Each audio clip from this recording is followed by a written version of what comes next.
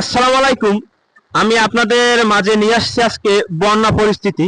আমাদের পিরোজপুরে বন্যার যে পরিস্থিতি, আমার এখানে আরো সমান পানি হয়ে গেছে আজকে। এই যে নিম্নচাপটি আজকে প্রায় 2-3 দিন ধরে শুরু হয়েছে।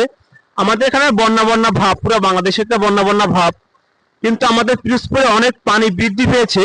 আপনারা যদি দেখেন, আমার ক্যামেরাম্যান তুমি দেখাও পাশের চিত্রগুলো কিভাবে হচ্ছে। অনেক বর্ষা হচ্ছে এখানে।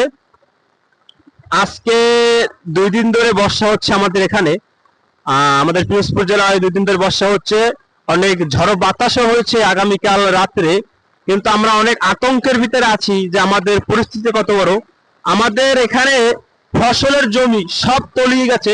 তুমি যদি আমাদের দেখাও, আমাদের ঘুরিয়ে দেখাও একটু, কি পরিমাণ বর্ষা পড়তে আছে এখানে। আবার আকাশে ডাকও দিচ্ছে। এখানে আমরা আছি অনেক অসুবিধার ভিতরে। কোনো ত্রাণ সংগ্রহ এখানে আসে না এখন তো আমার। কিন্তু আমাদের এখানে কিছু খালের পাশে, নদীর পাশে কিছু বাসা আছে, তারা অনেক বিপদ ঝুঁকিপূর্ণ স্থানে আছে।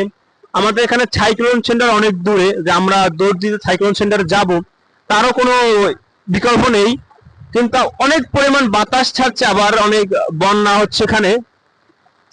কিন্তু আমাদের এখানে আশেপাশে যে বাসা, অনেক 2-3টা বাসা অলরেডি তলিয়ে গেছে। খালের পাশে যেগুলো আছে, নদীর পাশে যেগুলো আছে, সেগুলো তলিয়ে গেছে। আমাদের এখানেও দেখতে পাচ্ছেন পরিস্থিতি, যে আমার হাঁটুর উপরে কিন্তু পানি উঠতে আসে, আস্তে আস্তে বৃদ্ধি পেতে আছে হাঁটুর উপরে। আপনারা যে জায়গা থেকে দেখছেন আমার ভিডিওটা, অবশ্যই অবশ্যই আপনাদের হাত পা ধরে বলছি, আপনারা একটু শেয়ার করে দিবেন। কারণ আপনি শেয়ার করে দিলে আর একটা লোক পাবে, একটা লোক দেখার সুযোগ পাবে, যে আমরা জানি, দেখে জানি